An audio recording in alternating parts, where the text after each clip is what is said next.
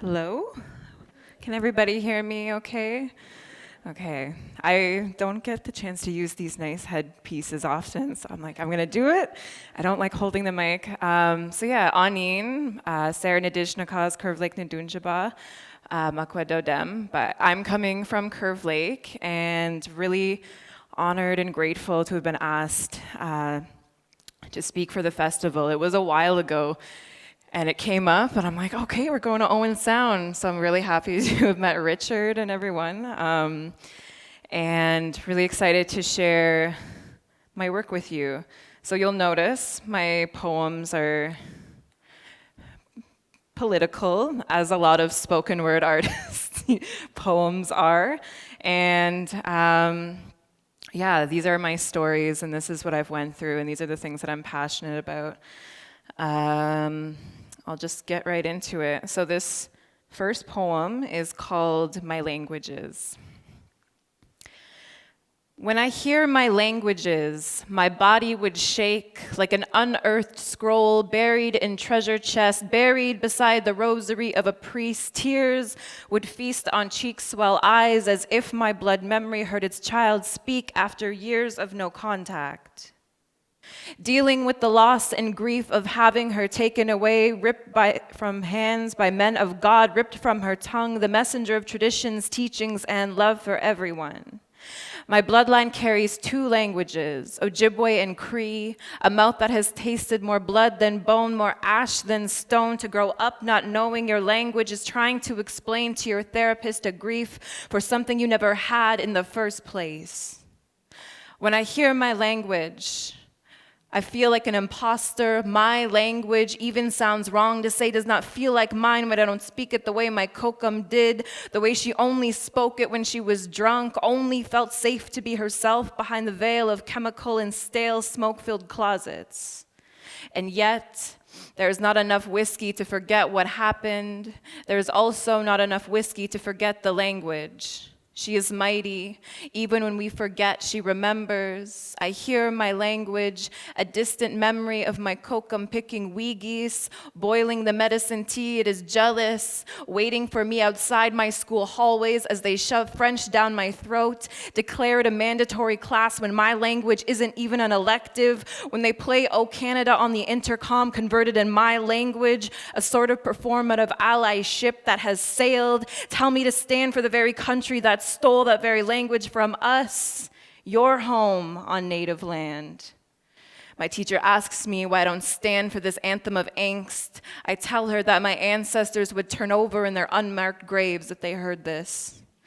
But my language is an escape artist. She escaped exile and execution. She hid in my abalone shell and our medicines in sacred fire. In ceremonial circles, she hid in the child who attended residential school who would die before they forgot who they were. She hid in our rivers, our trap lines, our brown bodies, our throats trembling, buckling when she rumbles and roars through abused canal that has been taught to hold tongue, to bite tongue. But this mother tongue, reunited with her child today, will continue to do so tomorrow and the next and the next. So I cry and I shake. I hold my breath to keep her a part of me for as long as I can. She helps me remember. I exhale and she says, Gichimikwach mishkiki anishna bakwa, Gazalgan. She's coming back to take us home. Oh, how I've missed her so much. Miigwech.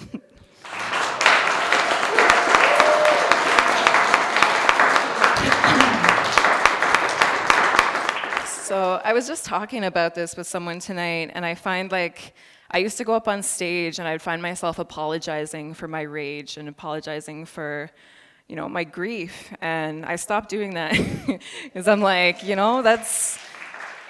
that's what spoken word poetry is all about, is speaking your truth. And, there's so much crap that has happened to my people. And I'm just like, that's why I got into spoken word poetry, is I had this calling, and I find I'm often a conduit, of my ancestors. I'm like, I never even used to like speaking in front of people at all, but there I got this push from them, and so most of these poems that they're in honor and for my ancestors, for my grandmother who, went to residential school, for, everyone in my family. So with that being said, this next poem,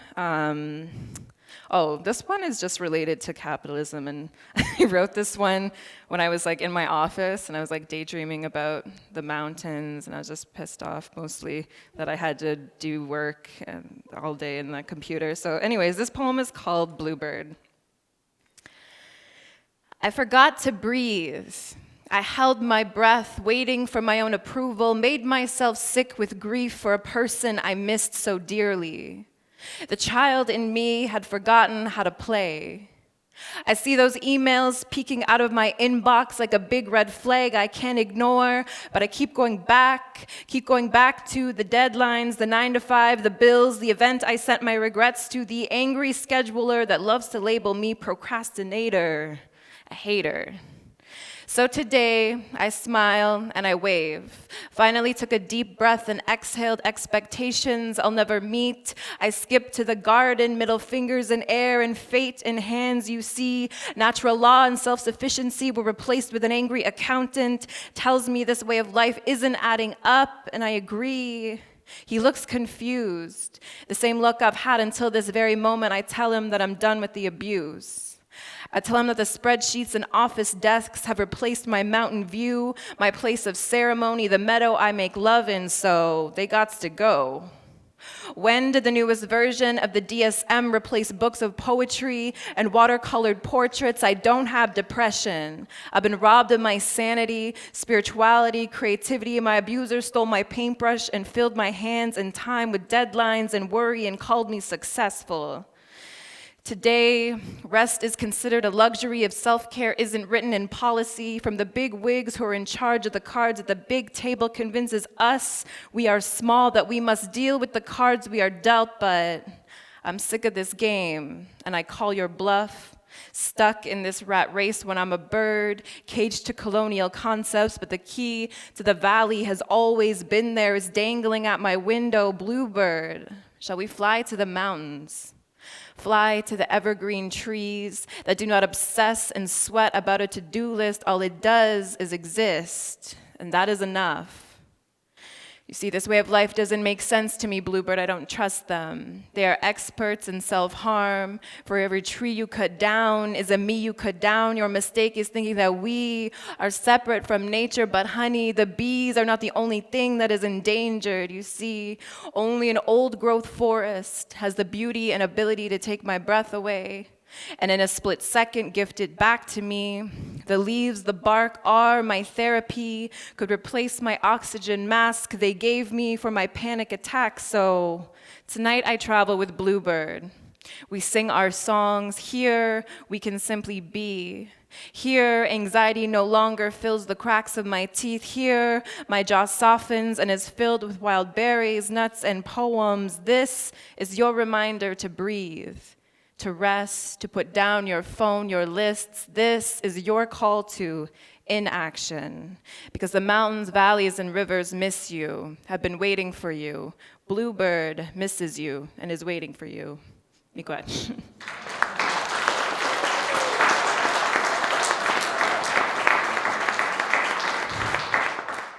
So this next poem, I'm just trying to think.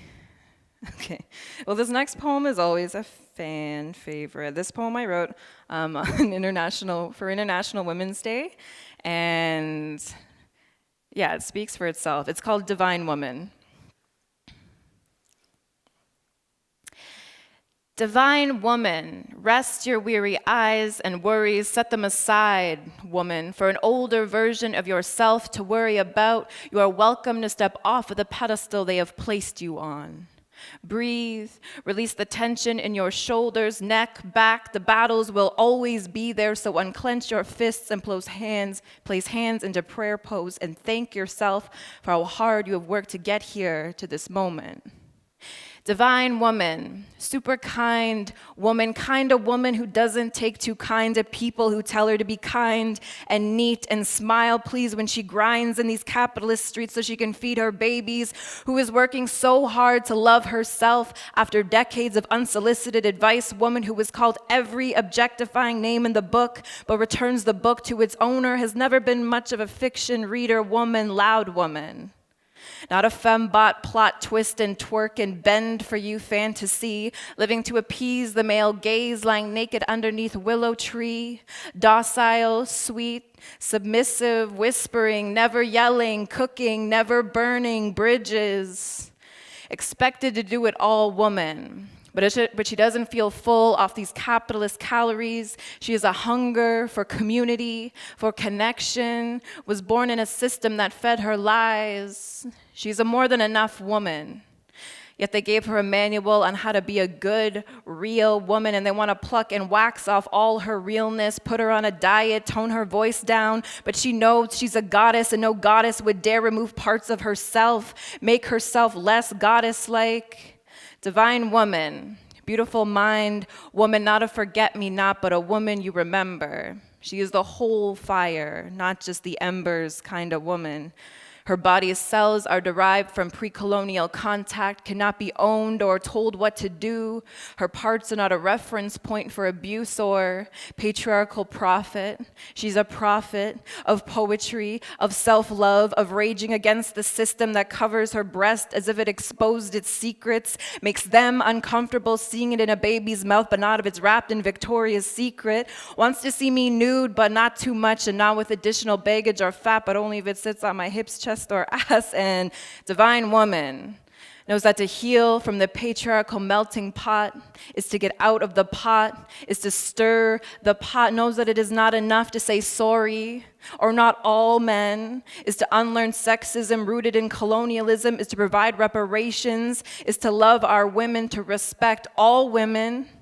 That's trans women, disabled women, gay women, straight women, fat women, skinny women, loud women, quiet women, masculine women, sexual women, asexual women, not your women, black women, indigenous women. To acknowledge our existence is because of women.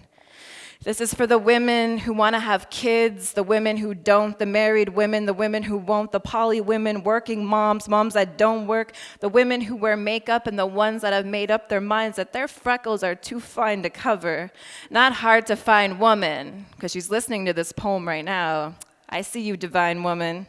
And so please stop placing her on a pedestal. She will always desecrate it, set it to flame. She exists to exist and doesn't need to make it pretty. She isn't merely a vibe, but a whole frequency that radiates love, magic, womanhood, and divinity. Miigwech.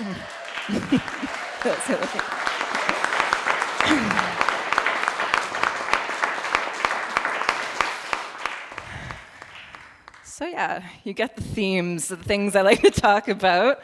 I'm going to share this one poem just because I never do. It's a spicy poem, and I usually would use it for like a slam or a poetry slam, not at like events where there's lots of children and usually a library, but I'm going to do it anyways just because why not? But yeah, this one is called Headdress Man.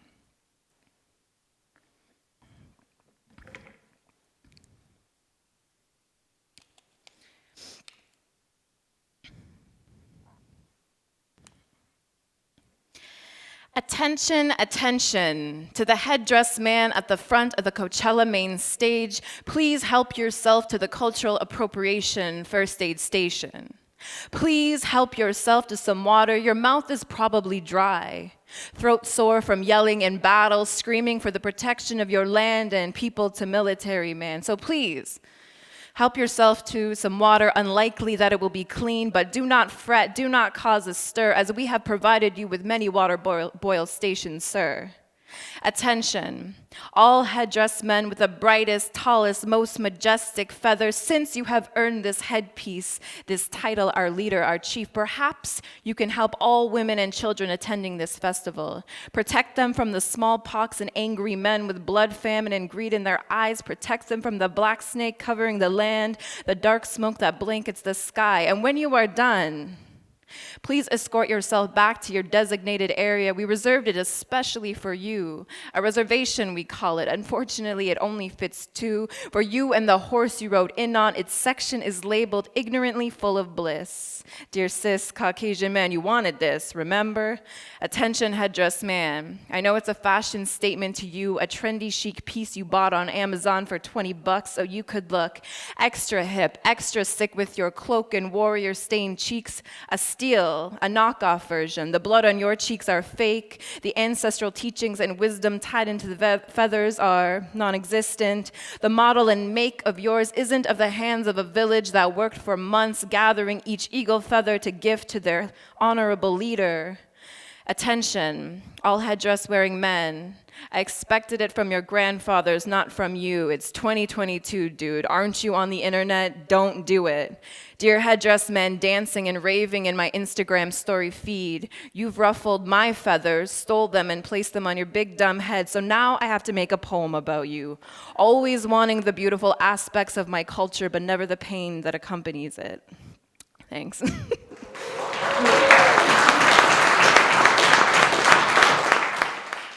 Right.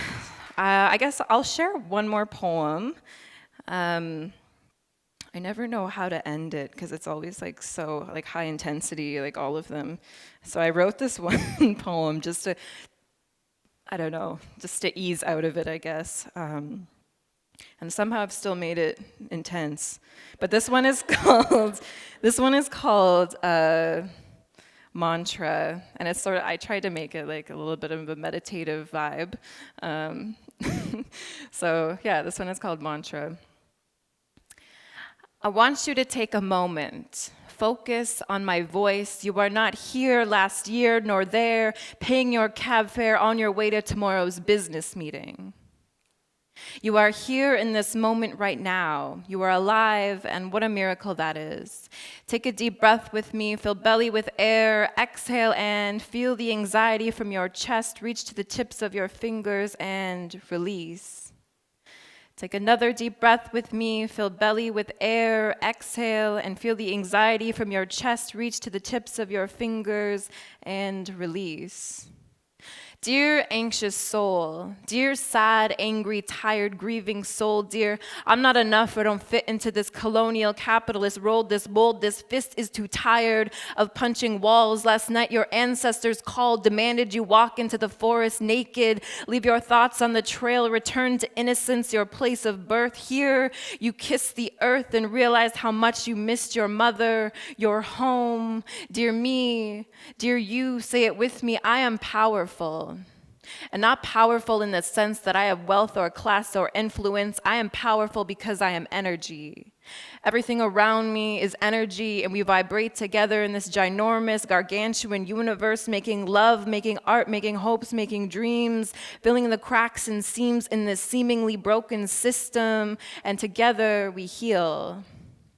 And though it might seem you will only exist in this physical realm, in your body, spirit is here to remind you that you are much more than the skin cell particles, weight loss articles governing your divine wrinkles and rolls. You are made of the same dusts and stuff that Galileo was made from, observing the same stars that we come from, are looking at tonight. From the same sand dunes and sun Jesus walked among, we are not different from the next prodigy, the next celebrity. We are all worthy of being here. Now revel in the fact that you don't have to live in any particular way. Toss the idea that you gotta pay to live here, you gotta make rich people richer, jump from the conveyor belt, question all systems in which you felt like a prisoner in a penthouse, romanticize lying naked on a beach, foraging berries and singing under trees, knees caked with mud from praising to the sun gods for your days that are filled with light and love. The fact is that we will all willow and fall back to the leaves one day, the same place your ancestors later rest. So take that trip, whether it's with the beautiful magic mushrooms, to the Rockies, to the oceans. Tell people you love them. Spread your arms as wide as the ocean. Hold them. Remember that you are an artist at heart. Never stop creating, feeling, dancing, singing. Never stop healing. Never stop evolving, unlearning, pausing.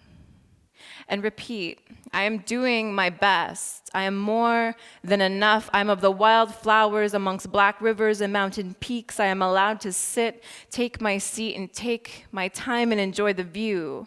I accept who I am and who I am to be, moving and connected in this familial communal synergy. Thank you for showing up in life. Thank you for showing up tonight. You are wise, you are kind, you are a divine spirit, you are blessed, you are alive. You are wise, you are kind, you are a divine spirit, you are blessed, you are alive. What a miracle that is. Thank you.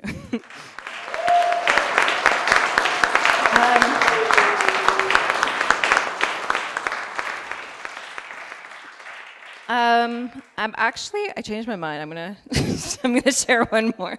I like that one, but I don't know. I'm gonna end with this one, just because I feel like I have the stage and the platform to share about this. And a part of the reason why I got into spoken word poetry is because of the issues that I was seeing in my community. And I have aunties that have went missing and who were murdered because they're indigenous and because of a colonial history. So anytime I get offered the space to talk about that, I feel like I should. And so I'm going to share this last piece. And yeah, this is dedicated to my auntie, Teresa Morasti. And this poem is called I See Red.